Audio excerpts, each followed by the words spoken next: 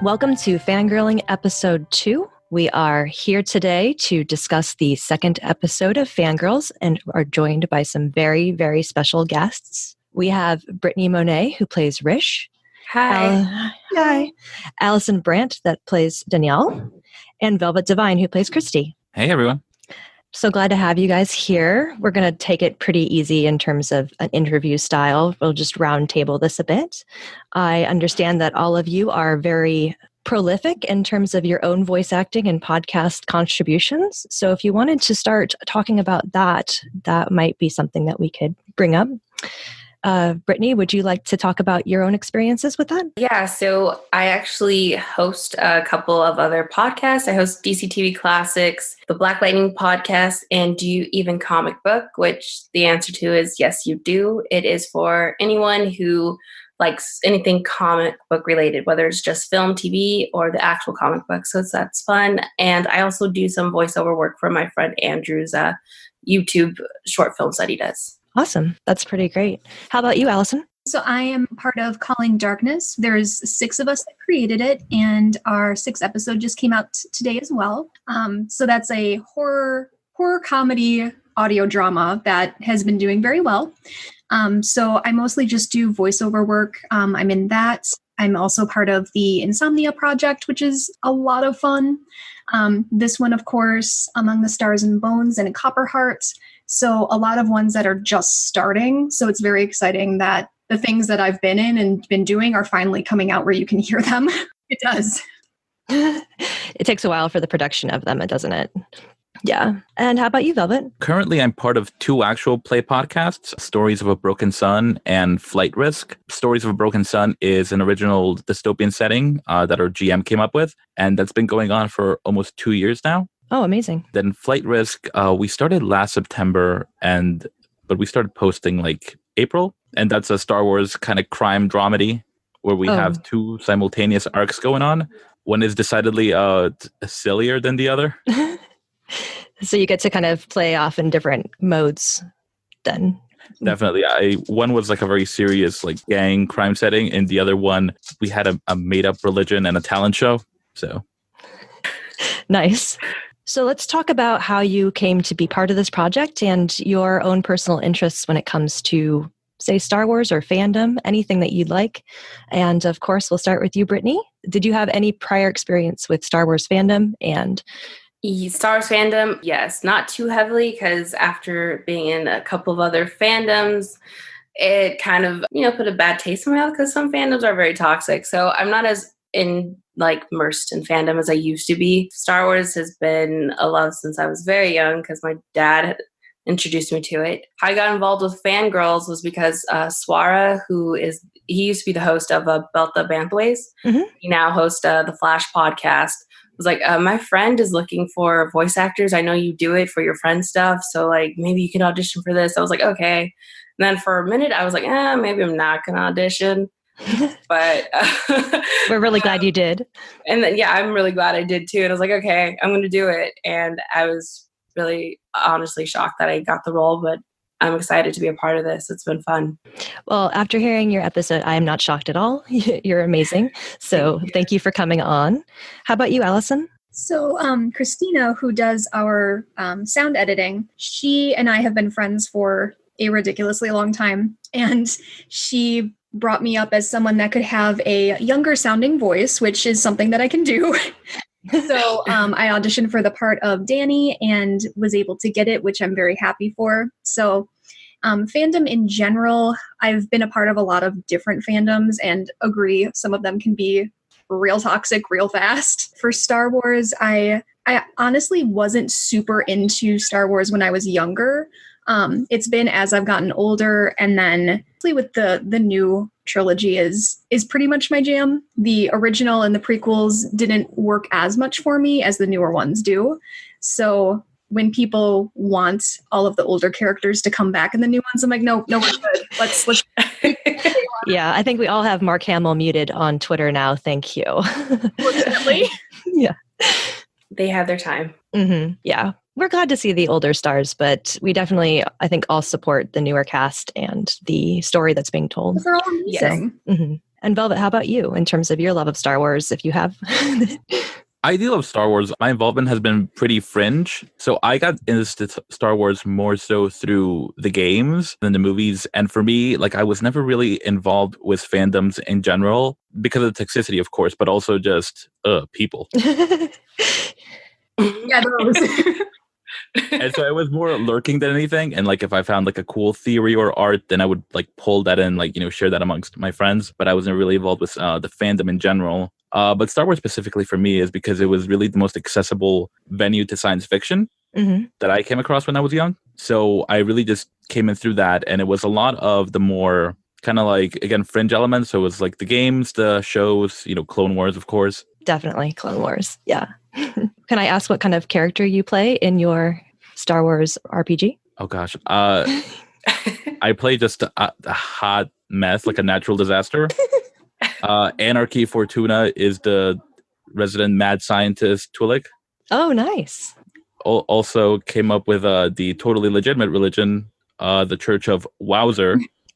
Really similar to, but legally distinct enough from Nintendo's Bowser. Oh my gosh, awesome. Do you worship something that looks like Bowser? Yes.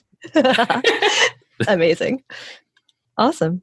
Well, that is great because you guys can all sound like you can bring your experiences with fandom and with experiencing, of course, the positive and negative aspects of it into the show itself. So in terms of your characters, I love the way that you are interplaying within the episodes. You have such a great way of kind of forming these relationships that are long-term and have been established and being able to bring that into the show, even though I'm sure you guys haven't met before. So let's talk about your characters and what your favorite part of playing them is. Brittany, for you, Rish is a fanfic writer and, kind of the humorous one of the group. What do you like about playing her? What's your favorite part?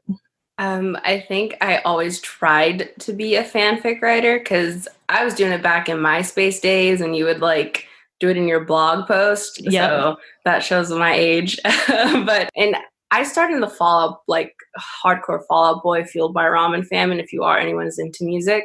So I would write like Fallout Boy fan fiction and Cobra Starship and nice. A little bit of All Time Low, like it was stuff like that. So yeah, I guess real people fic. That's where I started, and I love that Rish can actually do like Star Wars fan fiction because I wish I could do that. Like I know I couldn't write as well to do Star Wars, but that's what I love about her, that she goes for it and she has all these great ideas and she takes anything as inspiration for her stories. Like I love when some things that happen later on in the show, since I've read all the scripts, that she was like, oh, ooh, this is good inspiration. And like I just love that about her. Yeah, knowing a lot of fanfic writers in real life, I can tell you that is definitely the experience. They're constantly looking for new inspiration, and yes. It's great. Allison, you play Daniela, who's a cosplayer and a mother. And how do you approach that, from your own experiences? What do you like about it, playing her? So I wish I was better at cosplay. Don't we all? Yes. I've done a little bit, so nothing as prolific as Daniela would be with her cosplays, but whenever I have, it's super fun. So I've taken those memories in, and then I'm not a mom, but I have cats. So I think that counts. Yes, it does. So a lot of times when I'm trying to think of, any motherly feelings, that's kind of the route I go, where I'm like, well, I'm not going to have children, but we can go this route. And in general, I like how she's pretty positive for the most part. Some stuff happens later where she isn't, but she tries to stay positive and, she's enthusiastic about everything. So that's mostly what I enjoy about her. Yeah, she has a very decided emotional arc within the story. And though we won't give away any spoilers, it's pretty awesome to play that kind of role and have that kind of range. So, for sure. And Velvet, you play Christy, who is the meta writer, but also the mom of the group. Also another mother, but, taking care of her friends as much as possible. Talk about how you feel about the role and what you like about it. I love Christy. Christy's probably the most wholesome role I have. And it's interesting, the juxtaposition there, because all my other characters, which is why I'm surprised that I was brought up for the mom friend, are just like, they walk that limbo between like chaotic neutral and neutral evil. Yeah. Like, I don't know how anyone looked at Maeve or Anarchy and was like, mom friend. So something new for you. That's great. Definitely new performance-wise, but it's easy to get into her headspace, like just in general, because I do a lot of care work. Like I work at a daycare with special needs adults, so it's very easy to slip into that mindset of like trying to herd cats. Yeah. Making sure everybody gets fed and is sane basically throughout the entire road trip experience, and also acting as a guide for Allie. So we had Ty on last time, and it was nice to hear her enthusiasm for the show. But in hearing you guys together, it works really, really well. So I have to say, I'm fangirling over here by talking to you guys. Hey. So in terms of what you feel the most passionate about, what's something that you would want to do to take a road trip for, or perhaps, something that just gets your blood going just as much as the Star Wars fandom does for these girls? So I know, Brittany, you have, of course, a podcast about DC Comics. Yes. Is that what you would consider your... I'm about to tell myself, but I'm more of a Marvel person. Oh, yeah. nice. And how I got DC TV Classics was because I was very opinionated about Iron Fist. Mm-hmm. That's all. I'm not going to go into deep detail, but Keith Chow, who was actually the main host for DC TV Classics, was like, I like your ideas. Do you like DC enough to do a DC podcast with me? I was like, okay. And that's how I kind of like fell into DC comic podcasting. But Fall Out Boy for me is like my huge number one love. I've always wanted to see them in their hometown in Chicago. So I would love to do a road trip to see Fall Out Boy in Chicago. That would be pretty amazing. Yes. Awesome. How about you, Allison? So I have gone to anime conventions. So those in general, I have a lot of fun with. There's certain voice actors that I would probably take a road trip to go see. So there's one in Chicago in May that I go to every year. And so that in itself is kind of a yearly road trip that myself and a couple friends take. I would definitely go to San Diego Comic-Con. Like that would be something I could see putting a road trip in for, just for all of the spectacle of it and all of the things that go along with that. Yeah, it's a pretty extraordinary experience because of how much it's grown. Which voice actor would you prefer to go see? There's a lot of them. I've seen J. Michael Tatum in Chicago a few times. He's extremely entertaining to go to his panels. So probably him. For some reason, off the top of my head, their names are escaping me. Favorite roles of theirs, or? If you've seen Black Butler, then yes. Him as Sebastian. Nice. Awesome. Perfect. How about you, Velvet?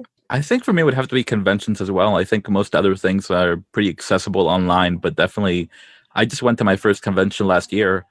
So I would definitely like to be able to go to more and also, meet these voice actors in person. I've been lucky enough that I've gotten to take like some classes or spoken to a few people like Leslie Jane Schneider and Steve Bloom or Rachel Messer, but I would definitely like to meet more of my heroes. Yeah, it's really fun to do that, especially since voice actors are so accessible in my experience, having met a few of my own. Like, they're amazing people in general, but kind of less intimidating than your regular actors, right? Yeah. Let's talk a little bit about your favorite parts of recording this particular episode, but also the show in general. A favorite line or interaction that you were able to perform. We can start with you, Brittany. My favorite is actually the next episode. Is in episode 3, and it's between me and. Are we allowed to talk about spoilers?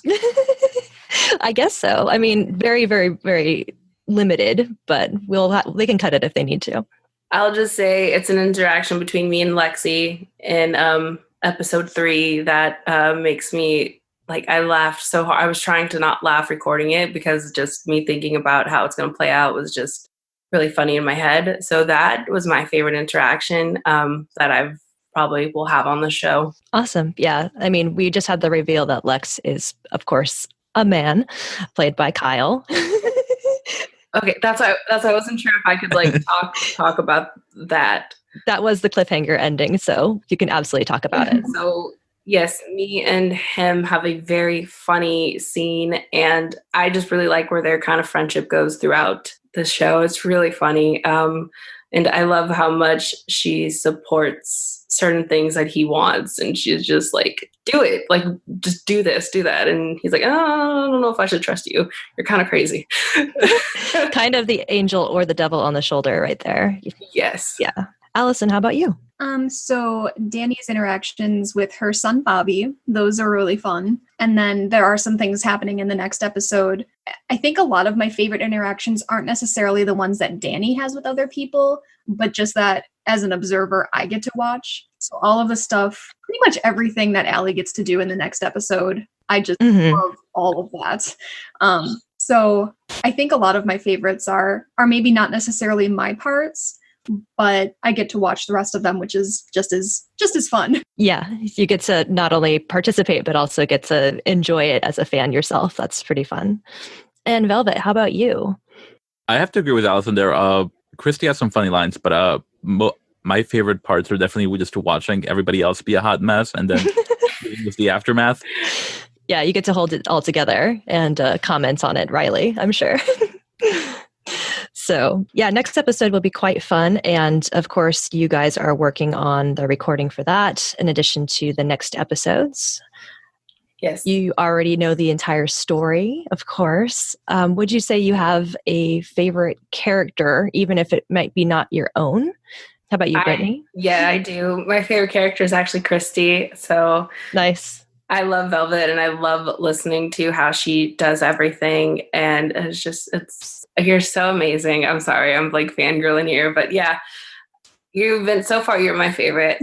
But I love the way Allison says Bobby Boo. Like it's so cute. That is extremely cute. And of course, Bobby is played by Will, who is Kyle Marie's child. So yeah. So Allison, how about you in terms of favorite character, favorite interaction? I really like Lex. So I guessed the reveal. So I'm weird and I don't read ahead. So I read the scripts as I do them. And because I like to be surprised. So like a lot of times my first takes will be my in the moment reaction. And sometimes that take is good and sometimes that take is garbage. So, there have been enough of them that I've liked where I enjoy doing it that way. So the next episode, we're going to meet Ben. And I hate Ben a lot. Yes. When everyone gets to meet Ben, I'm really excited to see what people think of him. If they like him, if they don't. His voice is gorgeous. So all of that. But Lex, I think, is my favorite since I got to guess the reveal. And then when I was right, I kind of did like a little yes. But Kyle as Lex is amazing. So that's awesome. I'm sure he'll be very happy to hear that as he's editing this. Yeah. Velvet, how about you? Oh gosh, I actually love both Danny and Rish. I love Danny as far as her trying to juggle all these different demands because I'm a pretty Faustian bargain sort of person. So I would have chosen one. Like I would have bailed and either gone full cosplayer or been like, no, I got to focus at home. So I respect that she tries to juggle both. And I love Rish because Rish is just along for the ride. Like everyone else is like losing their bananas and she's just writing it all down. Yeah, like she kind of. Oh, go ahead. Sorry. Oh no, not at all. Please continue. I'll just say some of my favorite tidbits are where there's like legit drama going on, and then the text to speak option just pops up in the background. Yeah. Yeah, writing on the fly from your own personal experiences. Sometimes you find that inspiration wherever you can. True. So I think it's really great that you guys have kind of brought a lot of your own experiences into this in terms of being voice actors in a sense. Even if you're hosting a podcast or being on a podcast, you also have to do that kind of work where you understand like how you sound, but also, how you present yourself. Did you guys want to talk about your experiences sort of seeking out either, study on how voice acting works or, your own experience and growth over time in that field? How about you, Brittany? I actually trained, was majoring in acting in college. So for me, acting is actually my overall where I want to be. I have submitted for roles and stuff. So for me, where I've gotten from where I used to be to now is a lot better. I used to be very, even though I was into acting, I was very closed off in my acting, which is not good when you're trying to be an actor, unless you're playing a character who's closed off. So just really allowing myself to actually be vulnerable and do it well is something that I think I've really come far with. So I'm very proud of where I'm at. And I think doing this has also opened up a lot more vulnerabilities for me too. Yeah, you can really tell from just hearing you that you definitely have acting experience because it really comes through in your work. Thank you. Yeah. How about you, Allison? I'm fairly new to voice acting, actually. I only really started, maybe it's almost a year ago now. If any of you have listened to The Death of Dr. John Parker, it's an audio drama by Dan Zappulla, who's also on the No Sleep podcast. So he was looking for extra roles for his first season, just for little tidbit parts. And so that was me recording in my closet on my phone, and just for, a few lines for one of the episodes. But it grew into, I really like this. Maybe I can actually do this. So I got a legitimate microphone, because phones are great, except not the best. And started putting in auditions for things, and then got some callbacks, got some actual parts and things. I'm like, oh, so I don't suck. Okay, let's keep doing this.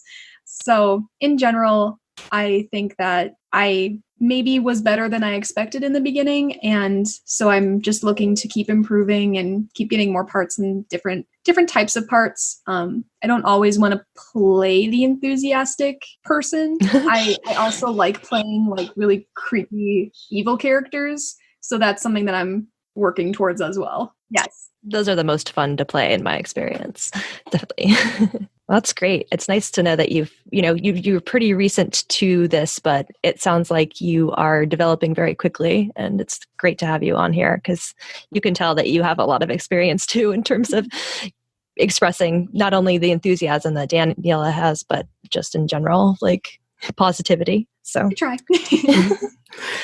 Velvet, how about your experiences with not just voice acting, but also, I'm sure, in playing role-playing games, you are acting. Did you bring that to your experience as well? It's funny because they were both really concurrent. I mean, but what I got on Stories of a Broken Sun very, randomly, because our GM, Matt, he posted a lot of, videos of playing with friends in other groups, and he opened it up to the public. He was like, hey, if you ever wanted to get into a role-playing game, I'm going to start a campaign. Reach out and I'll pick a few people. And I was lucky enough to get on. And that was really my first experience, both doing voice acting and really playing a consistent game. Because prior to that, my only experience with these role-playing games was like a very short-lived D&D campaign, IRL, that fell apart because nobody could sync their schedules.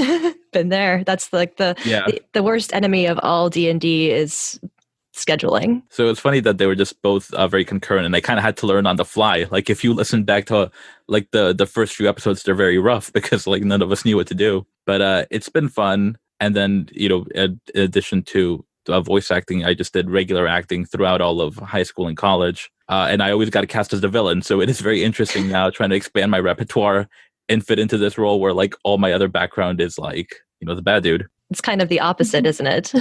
Very much. The warm, sweet mom character. Yeah. But it goes to show you've got range. It's great. Your performance is one of my favorites on the show. Thank you. Well, let's talk a little bit more about Star Wars, since this is a Star Wars audio drama. Mm-hmm. And I know we've kind of discussed your guys' experience with fandom and kind of how you're not maybe embedded within it, but do you have excitement for the closure of the sequel trilogy and the Skywalker saga that's coming up soon? I know we just recently had the title reveal and the teaser trailer, and I want to hear you guys' thoughts about it too. How about you, Brittany? Oh, I am very excited, and it's very bittersweet because yes, I'm ready for this new chapter, but it's sad because I really do like Rey and Kylo and Poe and Finn and Rose, and we were only going to get them for 3 movies, so I'm just kind of sad that's it for them in terms of being in the film world of Star Wars. So it's kind of sad, but I'm really excited for what Rian Johnson is going to do with his trilogy, and I'm excited for Mandalorian. So there's so much Star Wars content that's coming out that I'm still very excited for. Yeah, I think we'll be pretty well fed, although I do agree with you that it'll be hard to see the characters that we've kind of followed for the last 3 or 4 years. Yeah. Mm-hmm. Hopefully they'll have more supplemental content around them. Knowing Star Wars, of course, there will be, but more accessible stuff, not just, books and comics and stuff. Yeah, I kind of hope they do a Knights of Ren, prequel movie just right in between. That would be amazing. Right before we kind of meet Kylo in The Force Awakens, just a little Knights of Ren movie. That would be cool. Yeah, I think JJ's talked about that being the project that he'd like to do the most would be a Knights of Ren movie. So I agree with you on that. It'd be fun to watch. Yes. Allison, how do you feel about it?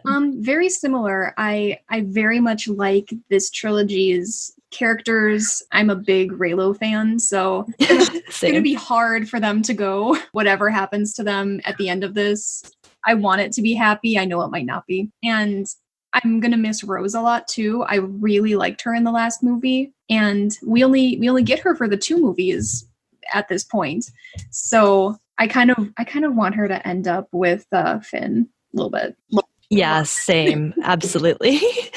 Yeah, I think me and Marie Claire were watching the panel and we got to see the picture of Ray and Rose talking to each other as a kind of behind the scenes still, whether or not it's in the movie. We just got so excited because of Rose being such an important character for us. And I hope she gets a pivotal role within the next movie. Yeah.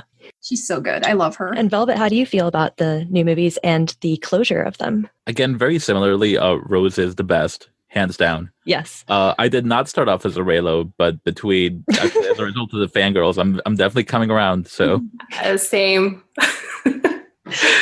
Oh, that's great. We're indoctrinating you. That's awesome. Yes. I'm becoming one just because Rish is so passionate about it that I feel wrong not being passionate about it. So now I'm like, I get it. Okay.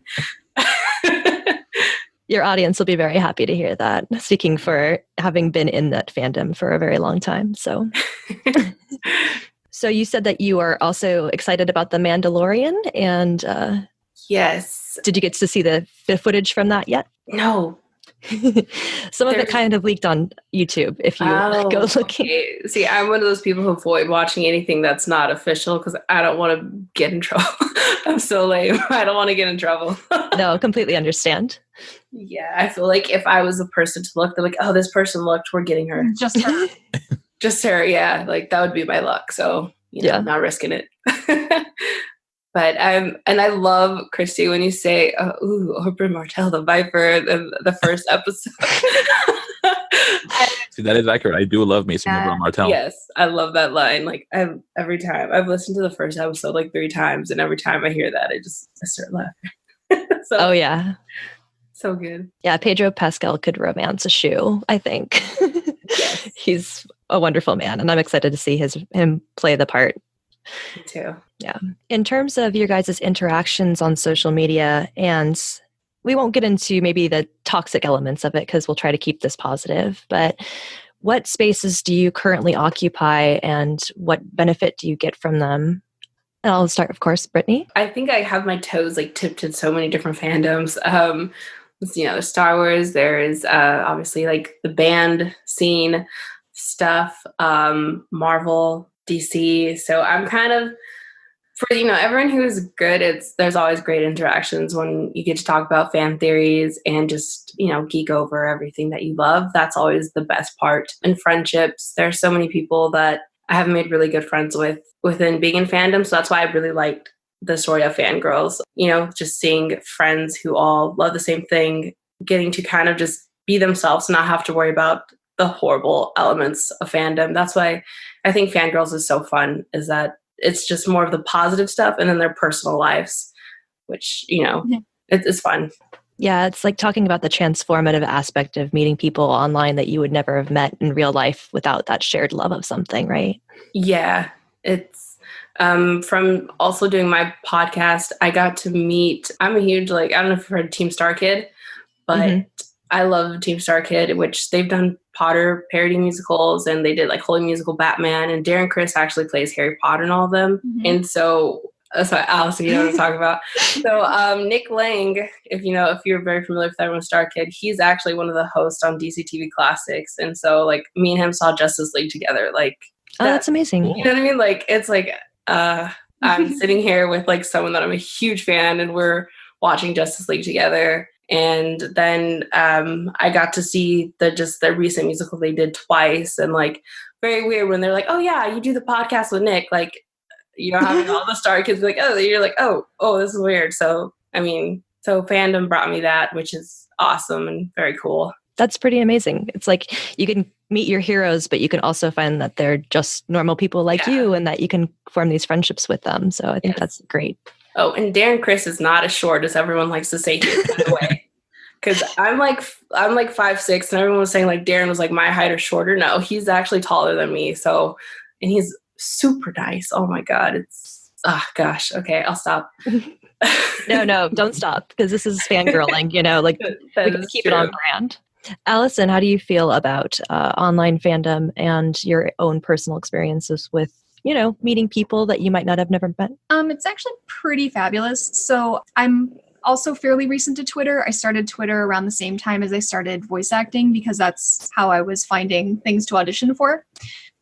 But on Facebook, there's a pretty substantial Facebook fan group for the No Sleep podcast. And that was where myself and the other 5 girls that created Calling Darkness met. So without those online spaces, I wouldn't have gotten to be part of that project or most of the other ones that I'm in, honestly. Like for Calling Darkness, our narrator is Kate Siegel, and she came off of Haunting at Hill House. So we had that behind it too. Oh, wow. Yeah. And she's amazing in it. But I'm still kind of blown away by the support that we've gotten for it. I've met a lot of people with similar interests through Twitter and Facebook. And it's just really fun meeting these people that you would have never met ever. Because geography. So yes. Oh, that's really great. So in terms of your project, and how is, if I might ask, just from a personal standpoint, how is like the horror podcast community? Really, really sweet. Like you're not going to meet the nicest people. I mean, they write some of the most horrific things. They are the sweetest people you will ever meet. It's getting out that, that dark side or shadow out. And then it's I'm sure, very cathartic in ways. Awesome. Velvet, how's your experience been online and meeting new people? I think not quite as similar because I guess I get like second hand fandom because I mostly just lurk more than engage. So I'll just see something cool and I'll just be like, cool thing. Or if anything, I'll reach out directly to the creator of the cool thing, not so much to everybody else gushing about the cool thing. So for me, it's weird. I've not so much made connections through the fandom, but just, I guess, the shared love of that fandom has strengthened a lot of existing relationships. If that makes sense. Yeah. Has anybody ever reached out to you as a creator and, sharing their appreciation or wanting to meet you? Not yet. Hopefully soon. Hopefully soon. Are your ats open on Twitter? They are. Great. Awesome. Ran down our list of questions quite quickly. You guys have a lot of really great insights into, your own experiences. So it's been really great to talk about that. Is there anything that you'd like to share in regards to not just working on this project, but, what your hopes are for your futures? Because you all sound like you're very interested in continuing on paths towards voice acting and acting in general. How about you, Brittany? I would really like to do some indie films. And I mean, doing blockbuster movies would be awesome. Like that would be the ultimate dream, but I would be happy just doing consistent work with like indie films and guest role work. I just want to do enough acting where I don't have to have a day job, which I know a lot of actors do, but I would like to be in a point where I don't need the day job. That would be nice. But yeah, I mean, ultimate goal would be a Star Wars or Marvel movie, but who knows? And do you have a favorite Marvel character or something that you're like? Oh yeah, if you pay attention to my Twitter, everyone knows that Jessica Drew, Spider-Woman, is who I would love to be. She is my favorite character. So if I got to be her, that would be awesome. That is a great character to play. Absolutely. And you, Allison? So I'm a little bit weird in that I have a day job that I really do like. So for me, the voice acting and the acting in general, that's my way to decompress and have some fun. If I can ever make money on it, that would be great. But the ultimate goal is just to help bring other projects to life. So I'm pretty much just always open for and looking for other roles to do. If it's something I haven't done before, even better, because it'll be, something more fun for me to try. And if it works out, great. My day job is nice and lucrative, so we're gonna keep that right where. Yeah, that's absolutely something that I think a lot of people have to balance, their careers versus their hobbies or interests. So, and it sounds like you do a lot of support work too, which I think people miss out on in terms of being a part of creative work is, you're supporting other creators, just by holding their hand through anything that they're doing, right? Cheering them on in general. Yes. And how about you, Velvet? I share Brittany's ambition. I just like telling stories and playing characters, and if I could ever do that full time, that would be great. But for now, I'm in Allie's boat, just juggling that day job and doing as much of my hobby as I can for now. Yeah, and you have a very time-intensive hobby when it comes to role playing. So, do you find that it takes up a lot of your your free time? It does, but it's very necessary just because my day jobs are so stressful. Mm-hmm. Yeah, role playing is very much therapy in my experience. All right, so I think we've kind of come to a place where we can probably conclude the podcast, unless you guys wanted to talk about anything else. Well, hopefully, what do you consider yourself for a Star Wars fan? Casual, hardcore, or? Oh, for me? Yeah. A little too hardcore, I think. It might consume my life. I'm pretty extra. Let's just say that. If you've seen my Twitter feed, you can probably understand that immediately. In working on this podcast with Marie Claire and also just, supporting other women podcasters in general within this fandom.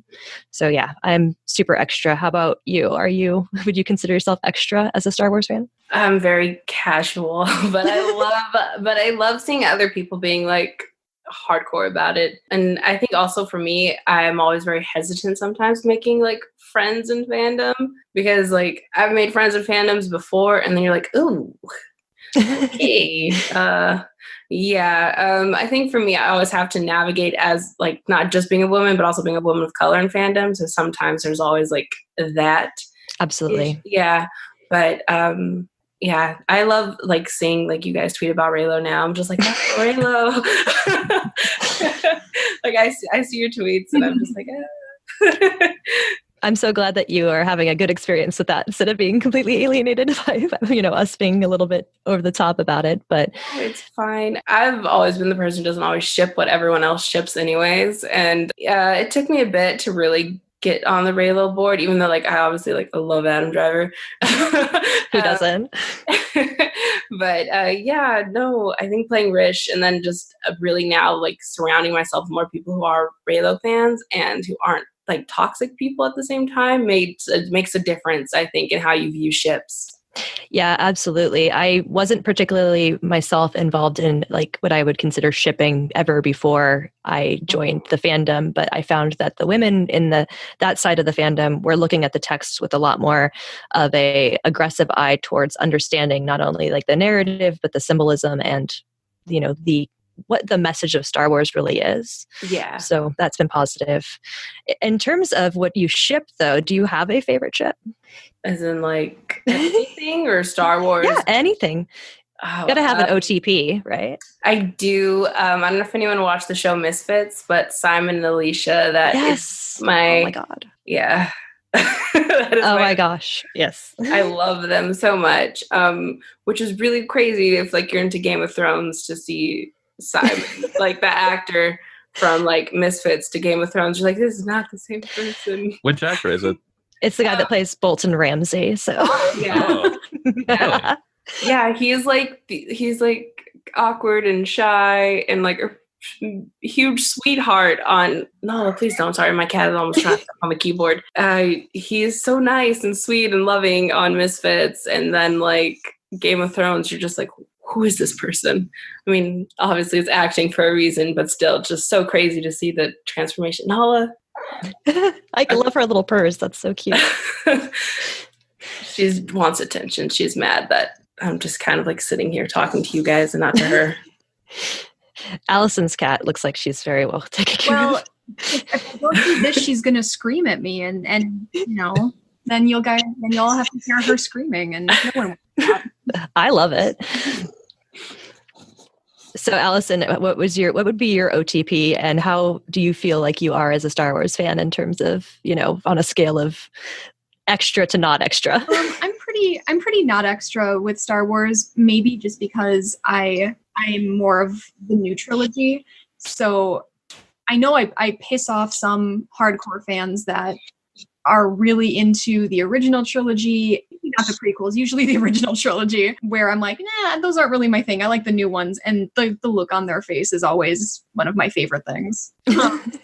But my OTPs are super I like the really weird pairings. There's a lot of them on Game of Thrones that get me weird looks. Oh, I'm sorry. Back shipping is perfectly normal to me, especially Game of Thrones. So you've got a friend here. Baelish with Sansa, okay. And I really liked it. I don't know. Hero villain. Yes. I have issues. I love we have a background purring. Yeah, we have a fourth member of the podcast and expressing. Just really wanting attention. For babies. Yep. For babies everywhere. Velvet, your OTP would be? Really, the only pairing that matters is Daenerys and the Iron Throne. Yes. She's going to get it. You've been enjoying the new season, I'm assuming? I have. I'm not ready for tomorrow night, though. Hurt really bad, you guys. I know. And I don't want to spoil anything, but the whole crypts are the safest place for the women and children. I'm just like, no. Not. No. Narrative-wise, you know that's not going to be okay. Yeah. I know. I'm just like, why? They definitely keep lampshading that. And they keep saying it, and I'm just like, it's not going to be the safest place. It's going to be sad to watch some people die tomorrow. Oh, I know. And like the last 2 weeks, we had so many fandom pure sweet moments. And yes. Oh god, it's not gonna be good. Yeah, I think I have nice things in Westeros. No. That's why we can't have nice things. Between this and Endgame is just this weekend is. Whew. It's pain for sure. Yes. Have you guys seen Endgame yet? I have. I have not. I'm going Tuesday. I have not seen it either because I'm behind on the movies. So I think I might just wait and watch everything in some correct order. And I was seeing that people were going to like 22-hour marathons of the movies, and I was like, I don't know if I could do that. So much popcorn. Yeah. But I am looking forward to seeing it as well. I think probably Monday, and I know that everybody is crying, literally. Yeah, you guys should DM me your thoughts when you finally all see it. Absolutely. I'll tweet about it probably and just see who else wants to join in the struggle session for that. So, welcome aboard the struggle bus. Awesome. Okay. Any more talk of fandom or your own experiences or? Okay. I think, no, it's great. This is a very soothing addition to our recording here. Yeah, Nala is just purring away there. That's a perfect name. Yes. I love Lion King. I have like a huge Simba stuffed animal that I've had since I was like 3, and it's a puppet, and you like stick your hand in and like it. Oh. Yeah. Awesome. Excited for the CGI glory vest. Oh yes, I am. They look so cute though. The babies. I'm like, oh. I know a lot of. I'm excited for that cast. But I'm excited because I think it's going to be really good. Yes, and Nala's Beyonce. Like, I keep telling my cat that she's Beyonce and she doesn't get it, but it's okay. It's great. All cats have that energy. True. Well, to close here, I think we should probably remind everybody where you can be found online as addition to your other projects. So if you wanted to prop those, this would be the best time for that. How about you, Brittany? You can find my Twitter at Hi Brittany Monet. And then my other podcast is DCTV Classics, which will be at DCTV Classics on Twitter, at BL_podcast for the Black Lightning podcast. And then I don't know if there's a Twitter for Do You Even Comic Book, but I'm sure there is. And if you want to check out any other voiceover stuff I've done, if you go to Vlacinda Productions on YouTube, you can find tons of stuff I've done where I've voiced a disembodied evil spirit and all that kind of stuff. So yeah. Nice, thank you. And Allison, your information? So I'm on Twitter. It's at worst_hero_ever because any RPG I've played, I am the worst at it. So you can find me there where I'll just tweet about random things, podcast things, voiceover things, cats, cute things, all of the above. Calling Darkness does have a Twitter, And it's a very fun Twitter. We have good fun with some of the in-story jokes. One of our episodes has an unfortunate event with a pizza boy, so there were some fun pizza tweets. And anything else, Copperheart comes out on Audio Drama Sundays, so that will be dropping tomorrow. And a lot of the other ones I'm in come out, I think, mostly either bi-weekly or monthly. So Insomnia Podcast is monthly. The Glass Appeal is on hiatus for its second season to be coming out. I think Eli is writing that right now or editing it or something. Among the Stars and Bones is, I believe, bi-weekly. Anything else, my DMs are open, so you can shout at me or ask me stuff. I'm always open. A lot of things to try and remember. That's great. Thank you. That's a lot of projects too. You're very prolific. Yes. And you, Velvet? You can find me on Twitter at OG Brown Sugar. You can find both Flight Risk and Stories of a Broken Sun on iTunes. The Twitter for Broken Sun is at Broken Sun RPG. And for Flight Risk, it's at Flight Risk Pod. There's apparently many Flight Risks, so just look for the Star Wars one. Absolutely. Thank you so much for coming on and talking with me today about your experiences with Fangirls and also fangirling. So I want to thank everyone here and just let you know that from a fangirl's perspective, you guys are doing absolutely amazing. And I can't wait to hear more of your work. For having us. Thank you for having us, Nat. We have a podcast called Meta Machina, that's spelled METAMASHINA. We deliberately look at all sorts of fiction, mostly sci-fi and fantasy, but anything from Land Before Time to Blade Runner. And as three women, we examine it from our own lenses and try to unpack some of the issues with the concepts in regards to writing, or we have a wide range of topics, but they all center around the female gaze. So check that out. We're on Twitter. We have our own website. And if you want to follow me on Twitter so that you can see me getting really angry about trivial information in the Star Wars fandom, I'm at Ashes for Foxes on Twitter. So thanks again for listening. And if you are looking forward to Fangirls just as much as we are, come back to hear the next episode. Or if you are part of our Patreon on What the Force, you can also get that episode a week earlier. Thank you.